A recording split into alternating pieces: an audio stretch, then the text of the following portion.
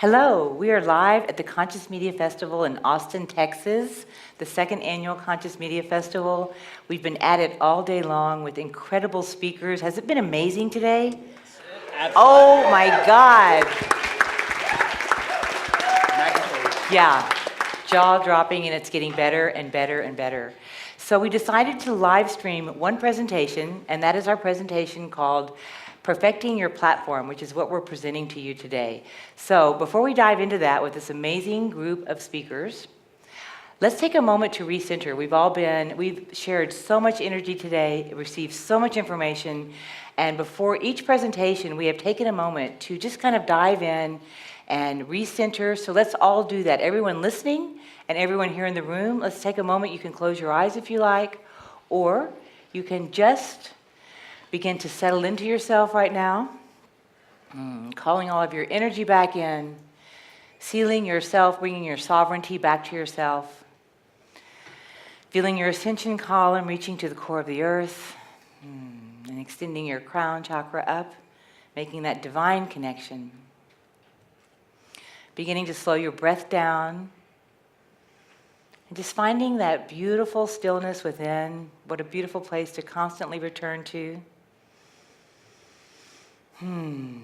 Closing all the conversations you were just having, sealing your energy so that you're perfectly in your I am presence at this moment, ready to receive information to help you on your journey with your mission. And we're going to call in the galactic ray known as the platinum ray. We've been bringing in a different cosmic ray for every presentation, and this one we're going to bring in the ray of impeccability, the sword of truth, also known as the platinum ray. So everyone visualize this ray coming in through the crown of their head. It's like a bolt of lightning coming in and just quickening ascension, quickening your vibration, purifying, electrifying. It's one of the most powerful galactic rays hitting the earth and has been for quite a while. Here for one thing, and that is the quickening of ascension. So feel that coursing through your body, through your hands and your feet, anchoring that to the core of the earth.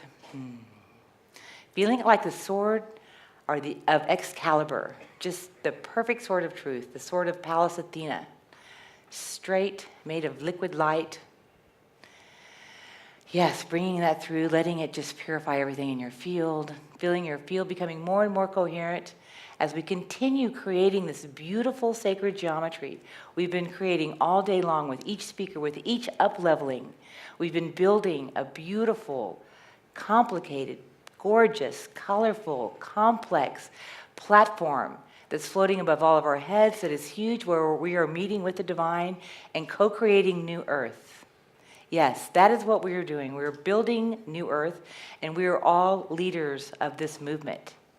Because why? Because we all have a conscious voice. And that's what this panel is about. So you can open your eyes now, and I would like to bring us into the present moment and talk about this conscious voice. You are a conscious broadcaster. Whether you're talking to someone in the car, you have a platform of thousands, you have a platform of millions, whether you're spreading peace, talking about healing, whether you have a podcast about up-leveling, whether you're just sharing empathy, whatever your messages you're sharing, it is your conscious voice. And the world does better by the amplification of that. So we can all use help. How to make the platform bigger, stronger, full of truth, more impactful, and more in line with your gift here and your soul purpose. So with me today, I have 4 men, but I'm going to say I was going to apologize for having an all-male panel, and then I went, no. These brothers right here are beautiful combinations and examples of divine feminine, divine masculine mix. Thank you. Thank you, brothers. You're beautiful. So glad to have you. Yes.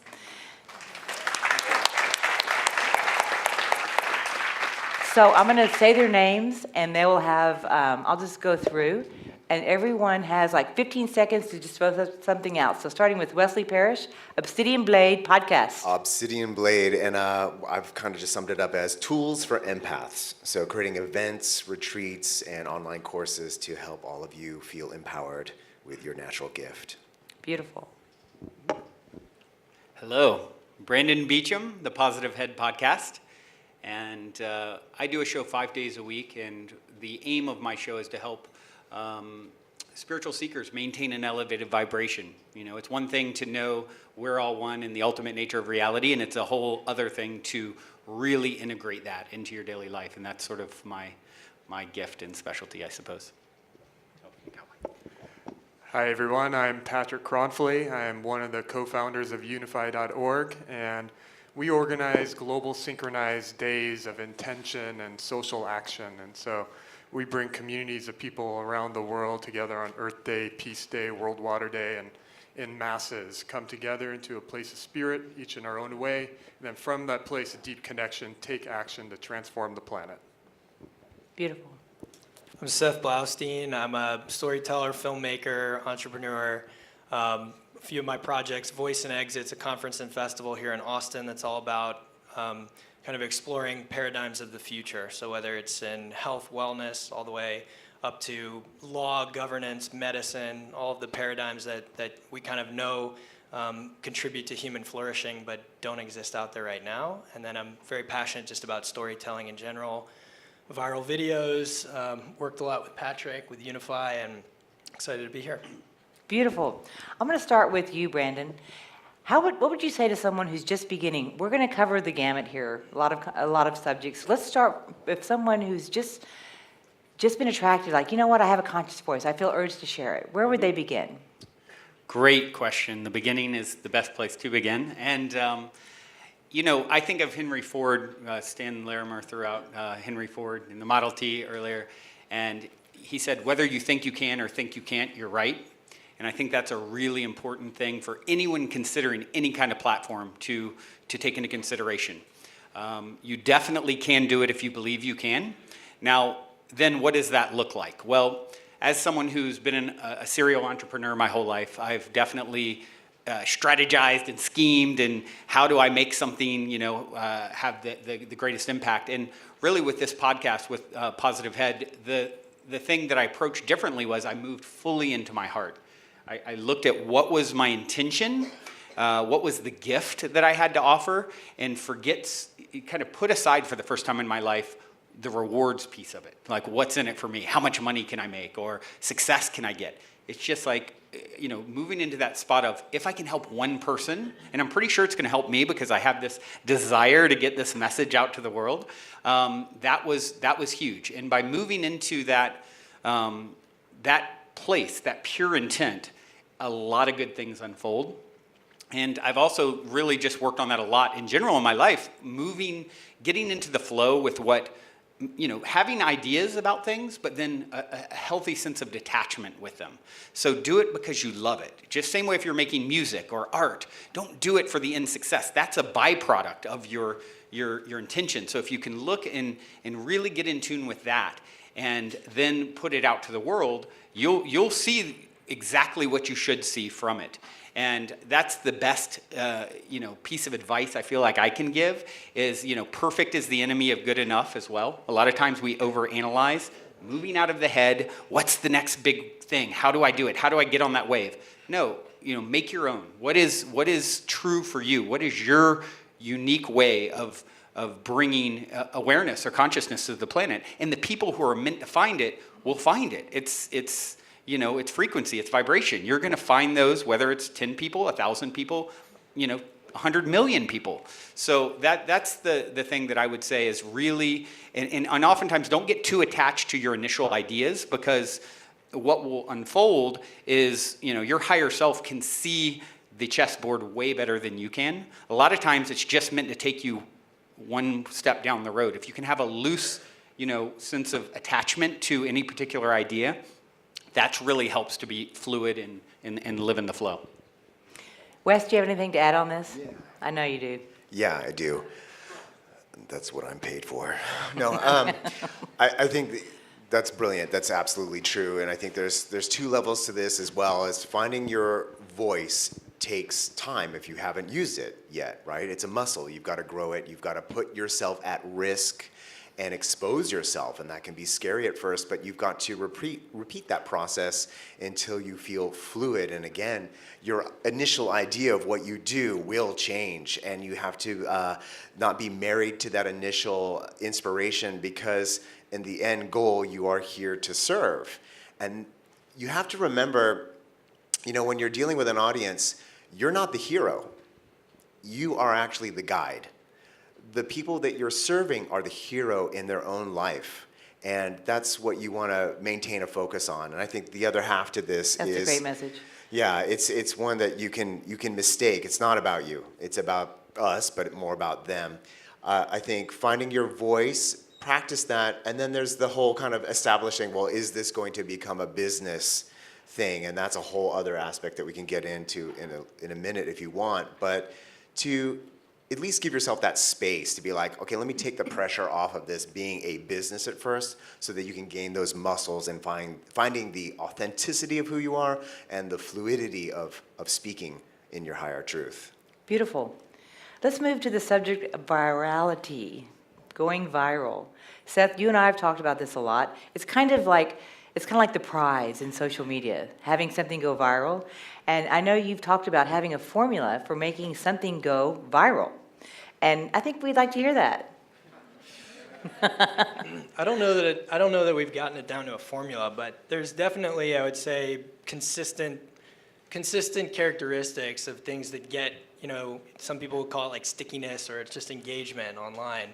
And I mean, with UNIFY, we did a campaign during the Standing Rock, everything that was going on with Standing Rock, and so timing is really important. That's one characteristic is timing something that is very relevant, that is identifying trends that are happening, conversations that are already getting massive amounts of engagement, I would say is one thing. And then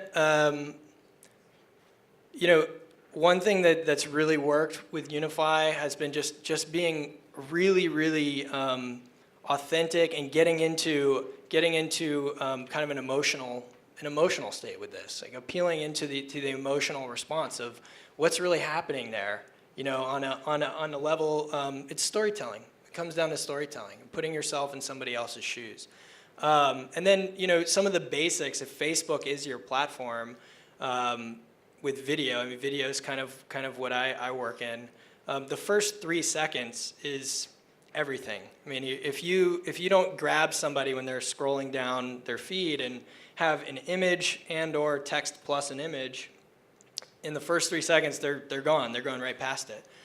So it's incredibly important how you think about what is a hook for a piece that really speaks not to what you want somebody to know, but something that they want to know about that situation. So there's different ways to do it. Being Socratic with it, asking a question that you really want to hear the answer to that question. With Standing Rock, I think the opening line was, "What's happening in North Dakota right now may shock you." And that's a little bit of a different strategy. I mean, it sort of challenges you as a viewer, like, well, what? Try me. What is so shocking in North Dakota right now? So, I mean, if I were to break it down to a formula, I don't know that there is a formula for it, but there's characteristics. It would be timing. It would be the hook. If you don't have a good hook, then there's no chance that it's. And it might be the most important piece of media to go viral. And if you try and tease it out over the course of a few minutes. I learned one really powerful thing with one video that did go viral, got about 7 million views, which was when we finished the piece, probably the most kind of engaging clip of the whole video was right at the end. And we kind of just had this insight. We said, let's lead with our punchline, right? So the punchline's typically at the end. Just take that and put it right at the beginning. And it kind of sets the tone for the piece, creates a hook. So whatever is the strongest point or the most emotionally impactful point, consider that as a hook, would be a couple things. So there's a lot that goes into it. The hook is huge, the timing of it, keep it short, right? I mean, that's an unfortunate aspect of social media is that if it's, you're competing with a lot of videos that have been condensed into a minute or two. So being succinct is very important. Beautiful. Speaking of numbers, let's talk about building a big platform. I know, Patrick, UNIFY is a large platform. And that's more than just a YouTube video or social media. It's an entire platform. Can you speak to that? And tell us the process you went through on building UNIFY and where you plan on going with it. So, process. I'd have to say that the number one thing for me has always been tuning in to what I'm extremely passionate about. And then every day just putting one foot in front of the other. You know, because nothing, we've had times when things have spiked in growth, but most of it has been consistent growth, you know? And some things went viral and most things didn't, right? And so it's just a matter of consistency, a matter of continuing commitment and faith, like absolute faith that what I'm creating in the world is something that people really, really want, you know? And it's something that I am so passionate about that I'm willing to risk everything every day so that it can move forward. Because, you know, all of us, this industry is extremely cutting edge, you know, and there are less certainty than selling widgets, for sure. And so it does take that faith and that commitment, and it takes people around us, you know, like we can't do it alone. We gotta get advice from people. And we've got to have a really, really solid team around us that believes in what we're creating and that we're passionate about with us. And, you know, UNIFY, you know, it started, you know, even before UNIFY existed, there was a meditation flash mob movement that just started here in Austin, Texas, when a bunch of us went and did a flash mob meditation at the Texas State Capitol. I was there. That was amazing. Yeah. That was incredible. Were you there? It was like all of the, it brought the whole community together in a beautiful way. Yeah. Yes. And it was just that, it was that little spark that, you know, built an entire momentum. And it was a momentum that's already existing. So the other thing is to be really observant, like Seth is saying, of what's really, really hot in the market right now, like what's going on with gun control right now, and then sharing our perspective on what's hot. You know, and kind of getting all the people that are right on the edge of tipping into consciousness and inviting them into our platform, and then we get to share the deeper gifts with them. So there's always like a balance of like what we're truly passionate about that we're putting out there, and then meeting people exactly where they're at in the collective and creating little steps to get to where we're at. I think the name UNIFY says a lot too. That the word unify just holds a frequency. So I think you kind of nailed it with that. I mean, even if you did nothing, the name might just be working. And the logo's great too. I'm all into rainbows and the rainbow ray, of course. So yeah, that's great. So what are your plans for the Global Sisterhood? Tell us more about that. Is that part of UNIFY? Right, so there is a movement that birthed out of UNIFY on International Women's Day 2 years ago. There are 640 women's circles that met on International Women's Day with the intention of like deepening into sisterhood. That's beautiful. Yeah, and it's turned into a movement. And so every new moon, there are hundreds of women's circles that meet all over the world in over 82 countries. And International Women's Day is coming up again. It's on March 8th, which is this Thursday. And we're going to have a live broadcast from the Hub event here in Austin. So if anyone's interested, you could go to globalsisterhood.org. But it's really, it's kind of become its own entity now and its own movement, and it's growing, and it's perfect timing too with everything that's happening in the collective consciousness. So I feel absolutely blessed to just be of service to the girls that are running that part of our organization, and it's just a blessing to see what's flowering out of it. Great. Let's talk about the consciousness of social media in general. So I'm going to bring up something controversial. Sean Parker, and I read a post the other day about some of the founders of Facebook who are actually admitting that they have remorse over creating a platform that is destroying the social fabric of our time by creating these short attention span loops and this mentality based on getting likes and clicks, and it's just this little loop. So everyone's staring at their phone, clicking, liking, getting this endorphin rush from this like thing, and it's just kind of taking away your ability to be responsive, to be present. It's staggering. He admitted himself that he would not even let his children touch social media. And none of the guys that invented Facebook will even touch their Facebook as well. Well, some of them won't. I think that's incredibly revealing. That's a huge piece of disclosure because we all use Facebook. I mean, a lot of this festival was creating by promoting on social media, and it's kind of a necessary thing. But let's talk about that. I think that's disturbing. There's a lot of disturbing aspects to Facebook. The fact that anytime you buy anything with a credit card, a debit card, or through a bank, they know it. So if we get into Facebook advertising, it's insane on the background I can do on anybody in this room if they're part of the economic system. It's crazy. Wow. And I just wanted to jump in on that topic of 3 seconds, 5 seconds. The reason why that is a big thing is because we're biological animals still. Our brain consumes the most amount of calories in our body. We're hardwired for survival. So throughout the ages, we need to assess things within 3 to 5 seconds of whether or not it's pertinent to our survival. That hasn't gone away. And so it's interesting how that plays into the virality of things, but also the feed is destroying younger person's minds and probably our minds too, where you need time to reflect upon something that you have eaten. Just imagine if you continually ate food, you really just wouldn't get all the nutrients. You'd have all sorts of problems. The same thing here. You're going to France, you're going to Mars, you're going to the moon, you're checking out with the football thing. You're seeing what your friends are doing. Fragmentation. And so when you eat, you must digest. And remember, you're eating with your ears, your nose, your eyes, your mouth. You're intaking. So it's really quality control on that sort of level. Yeah. Where do you weigh in on this, Seth? So I think, we're all very rah-rah decentralization in a lot of ways. And it's the big wave of this kind of epoch of history right now is decentralization and all of the beautiful things that are happening with it. Facebook and these social networks are they need to be looked at in that context, that before it was these giant media conglomerates and now everyone can be a journalist.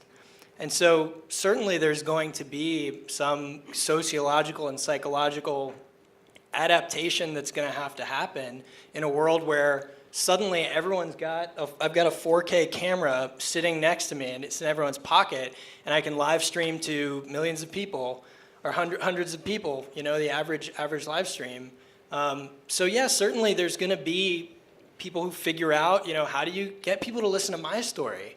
And so I'll play devil's advocate a little bit on this because, we're live streaming this right now. We're certainly, I wouldn't say on Facebook. On Facebook. So Oh, the irony. I wouldn't say that we are tearing apart the fabric of society right now. I would say we're bringing it together and we're bringing, communities together right now. And so I am, there's always going to be a better platform that's more enlightened, that has is more aligned with human flourishing, that contributes to human flourishing, and that's going to emerge. And at the same time, I think it's really important that, because how many people here, raise your hand honestly, have what you think is some kind of addiction issue with Facebook or, Instagram. they always need to touch it or, okay. Yeah, and so I'm not trying to make anybody feel bad, truly. I can see how, it's like a hamster wheel, right? You press a button, you get a sugar cube. But I do think that it's really important, as conscious creators and as conscious beings, that we don't let that victimize us, Don't let that. Whatever you need to do, meditate. Every time you feel that impulse, go meditate. Because it's really important that we take that sovereignty and we don't say, well, this software is the reason that my life is whatever, I'm distracted all the time. Just because someone puts hamster wheels around town doesn't mean that we should be like, oh, damn it, they put those hamster wheels out and now I got to go run on it right now.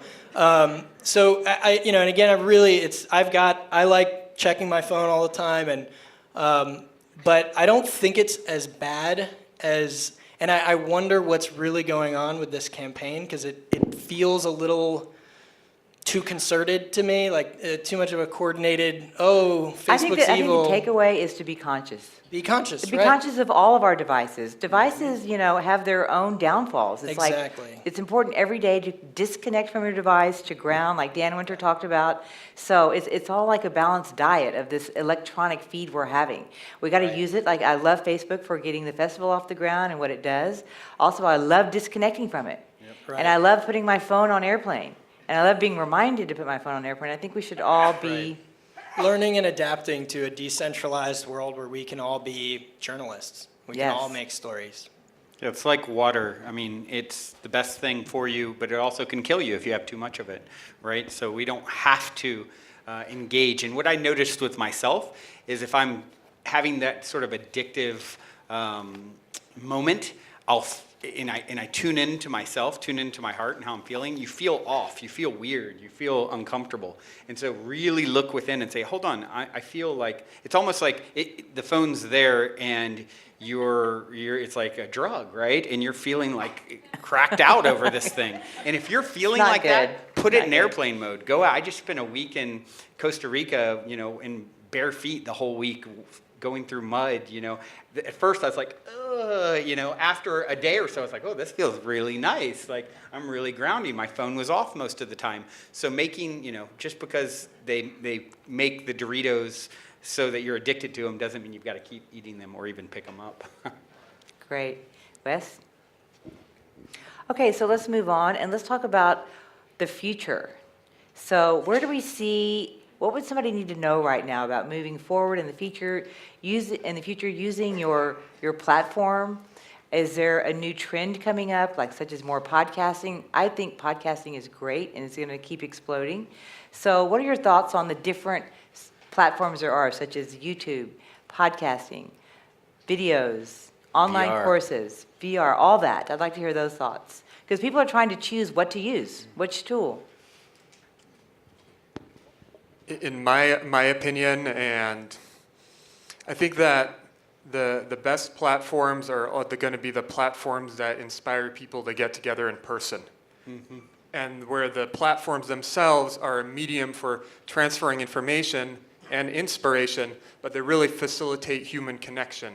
Because that's what all the platforms have done up in this case. But now they're going to kind of twist, and instead of like sucking people onto the platforms, they're going to enable people to come together in deeper ways in person to create together and connect together. Do you see that as a new trend, gatherings? I think Yes. we're going into that.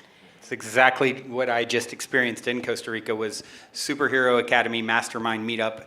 It was so beautiful because it was a loose container. There wasn't some rigid agenda, and it was just bringing people together in real life and then letting the magic unfold. And there's no replacing that in-person one-on-one connection. I'm sure we'd all agree. We can, Yeah. Patrick and I have Everyone talked agree with before. that. He's on my show, but now meeting face-to-face, it's a totally different dynamic and energy that exists. So I think it's very well said that they can be used as a tool to kind of bring those face-to-face meetings. But, and of course, they're powerful in their own right. And as far as which platform, it's what do you resonate with the most? For me, I went with podcasting because I have a lot to say. It was a lot simpler than the video aspect of it. And then over time, now I'm looking at some of that. But, it's a great place to start wherever you feel the most comfortable, and Yes.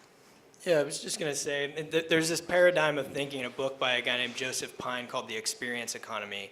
And really it's showing how we went from kind of commodities economies of buying bulks of goods and then products, and then experience economy was one of the kind of hallmark examples of it is like a gumball machine, right? You put a quarter in, and you don't do it because you want the gumball as much as you want to see the ball just roll around and go in this interesting, that's you did it for the experience, not for the gumball. So, and what it kind of points to is that as experiences become more desired in kind of the economies of marketplaces, that it will move towards transformation, and that really customizing experiences is transformation. It leads, it's an effective tool for creating transformation, because ultimately what we really, we have our aspirational identity, our aspirational self, what we kind of know to be our higher potential.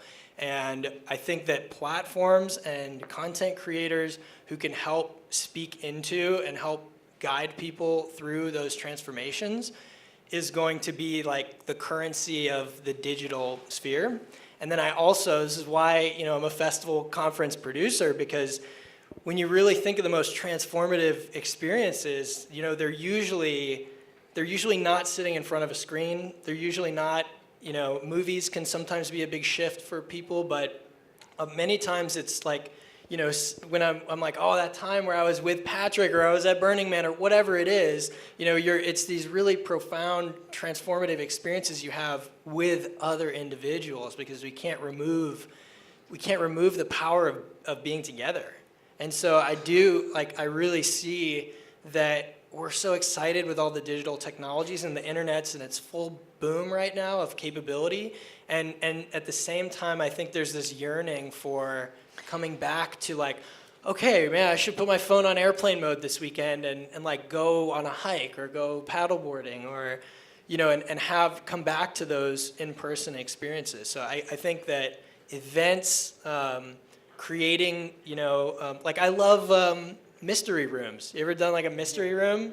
That's like a perfect experience economy kind of thing. And so the more we create transformational experiences that are in person and events and things like that, I think that's where I'd like the future to go and where it feels like it wants to go. I see the hyper-acceleration happening through festivals. Festivals as the new community. It's like that's what you do for your vacation. I want to go spend 3 days with these people that are vibrating like I'm vibrating, and I know I'm going to spark with somebody and get some kind of inspiration and get support and get that feeling. That's what it's all about. So I know we've shared a lot of heart space. Heart space happens in the physical. I mean, just look at this room. You can just feel it. It's palpable. I've already gotten so many good hugs today, as have you guys. It's just been, this is where it's at. I'm feeling it. So Well, can I jump in on that last quick please. one? I think there's just two technologies that I really love, and I think people can get into. Again, there's VR, but there's 360 video. And for like $300 now, you can buy a camera, attaches to your phone, and you can live broadcast in 360 degrees, up, down, all around. And that's a quick way for people to jump into your reality. I think that's so fun. Also, voice.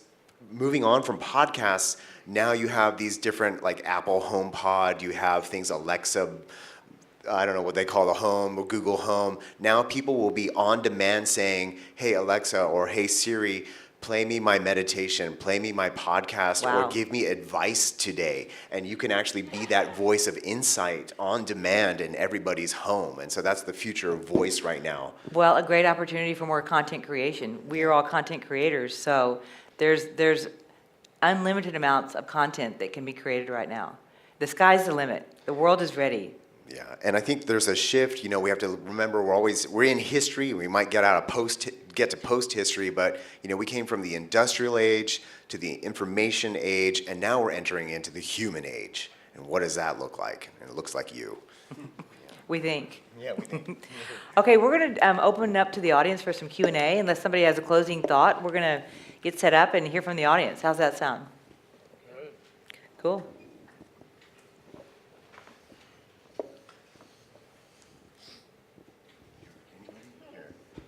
Bring us your questions about, starting your media or business or whatever you want.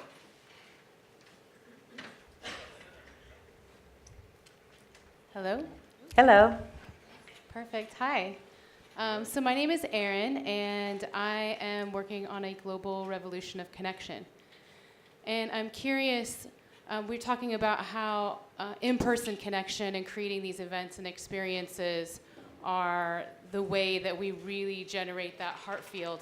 And something that I've come to discover in the past year is that there's this in-between place where we're using technology like webinar platforms, Zoom meetings, things like that, where we aren't actually together in the same room, but I'm discovering this heart field generation that's happening across space and time. And so I'm just curious, for me as someone who is a content creator, I'm wanting to bridge the gap between those physical experiences like here today, but also like, what if I could connect with all of these people in this room right now and the ones on Facebook about the things that I'm doing, and how do I bring us closer, like going forward from these events. It's like there's key point events, and then there's like continuing that wave in between them. I just remember a bumper sticker in the 90s. What was it like? Like, think globally, act locally, right? So, never underestimating, who's in your immediate field. Have you met your neighbors? And so when you're creating those events, that bridging the gap. I mean, this is what I find, so many people across this country are dying for community. And so many pharmaceutical industries could be put out of business if we knew our neighbors. So that's really the most important work that you could do. Beautiful. Yeah, just to add on that, I mean, have you ever had that experience when you're in a Skype call or a Zoom call where you're like, yeah, we're really here together? I think, just like there's foundational things, kind of like Maslow's hierarchy of the ability to connect with people, like getting ubiquitous, high-speed internet, because there's plenty of meetings that I'll be in and, where you don't really feel like you're there, or a few people are in the room and you're kind of on a TV somewhere in the room. And so I think that's going to continue. I mean, Cisco's got technologies that, like, retina screens that it feels like you're there. So there's definitely going to be more advances in those technologies to keep bandwidth, so that you're not having lag, on speakers, things like that. So it just gives you a closer impression that you're really with someone. And then there's also, like, in the trans tech space, there's a lot of people doing really cool things with, imagine if, different types of meditations that you could do with a HRV, with a heart rate variability sensor, that actually helps you get into coherence with the other people that you're on the call with. Or, there's lots of technologies that I think, now that the cost of all of them is coming down, that there's going to be a lot of experimentation on how do we feel more connected in a digital nomad kind of world, right? Where we all want to be, on a beach working if we can, traveling and having that kind of lifestyle, but still feeling like you're connected. I've seen this funny Maslow's hierarchy of needs where then Wi-Fi was just slapped at the bottom of it. So. Thank you. So I'm really interested in the whole notion of interactivity. So how do you interact with your audience? Because I'm assuming you all do one-to-many format podcasts. So do you integrate forums or sort of talkbacks, or do you even look at user-generated content, like harvest some of the topics from your audience? So I'd love to hear your thoughts on that. Yeah, I started out just one-to-many, and over time I started a Facebook group. And that's very interactive and a lot of them have had their own meetups, all over the place. And so that's been really, really cool to see. So I think starting out, with, wherever you're at, and then you'll see natural ways to kind of bring more community. Like I said, the Facebook group. The other thing now, I had a listener come to me recently and say, hey, I've got this great idea. There's so many people that have been touched by the podcast. I want to shine a light on their story. I've been wanting to step out myself. What if I come on and take over the hosting duties, every now and then? And I'm like, perfect. I have so much going on. The more I can interact with the audience, the better. And now, it's, my show is Positive Head. It's the P-Head Posse on Friday. It's the listeners take over the show. I'm not even there. I have one listener running the show and others that are sharing their stories and how it's affected them and then what they're up to. So we're helping to, shine a light on their world.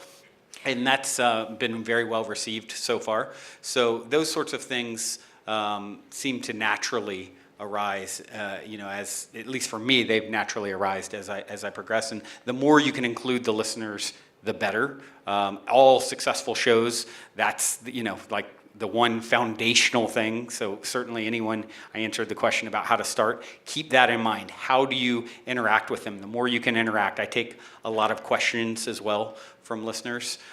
So a lot of times in those cases, even though it's just me on certain days, I'm taking questions from a listener, and they've sort of co-written the episode with me, right? So that's another great way to interact.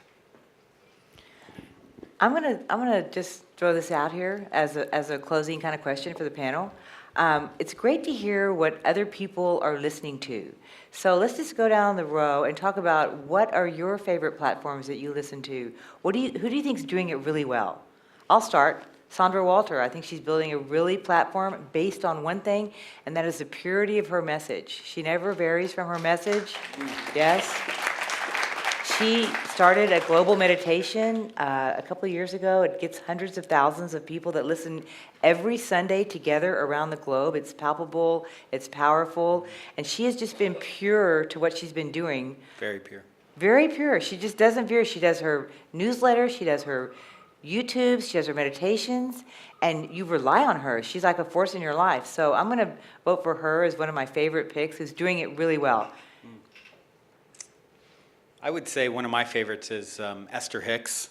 I just Yes. love Esther Hicks. I love the message that comes through, and for me it really helps because I like to. One of the other things I like to do is share clips from teachers that I really admire, and any subject that comes through, I know I can find perspective from Abraham, Esther Hicks, and it's just powerful and so inspired. So It never disappoints. in a lot of content, never Never disappoints. disappoints. And It will I really, get you moving.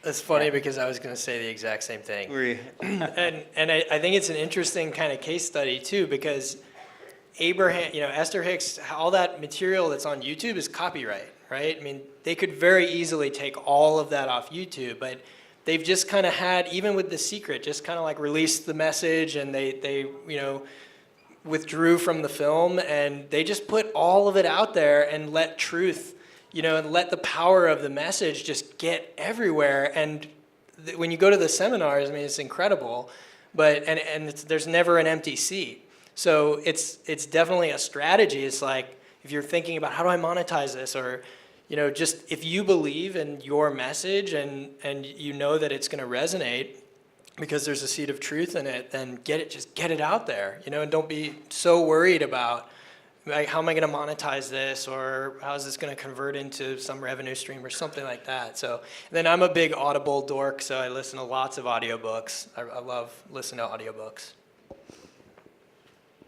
My favorite platform to listen to is the planet herself. So I spend a lot of time just really Nice. listening to that.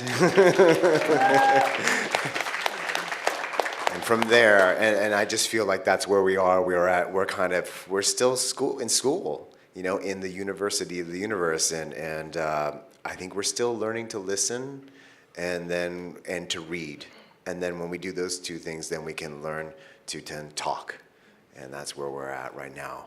But other than that, YouTube's real awesome. Patrick? To build on that, there are two things that came up when you asked that question. They're untraditional to what may be answered. One thing is, first thing that came up is the people in my life. They are the broadcasters that I listen to the most deeply and who I learn from the most. The personal connections I have with the people I work with and with my family and with my friends. And then there's this podcast that I listen to that isn't necessarily conscious, but has really had a big impact on building my brand and building the brand that the team has been building together. And that's this podcast on NPR called How I Built This. Oh, And nice. it just interviews a bunch of entrepreneurs that have made it relatively big in this world, and every single one of their stories is different. And they've all had their own challenges and their own triumph, and just hearing the personal stories of how they got from their vision and from their inspiration to building something and manifesting something in the world has always taught me something new every time I listen to one of them. Fantastic. So to everyone listening today, your voice is important. We heard from Lee Harris this morning, and he talked about Your voice is important, and the time is now, and it's true. So each one of us is a conscious broadcaster. We encourage you to get your messages out, however it is. It's needed more. He said your voice is needed, and the time is now. And that is so true. So love from all of us here in Austin, Texas. Come in person next year to the Conscious Media Festival and jump into the whole love vibe here and the sharing and the beautiful people that are here. And we look forward to seeing you soon. Thank you for attending. Thank you, guys. Thank you, Giselle.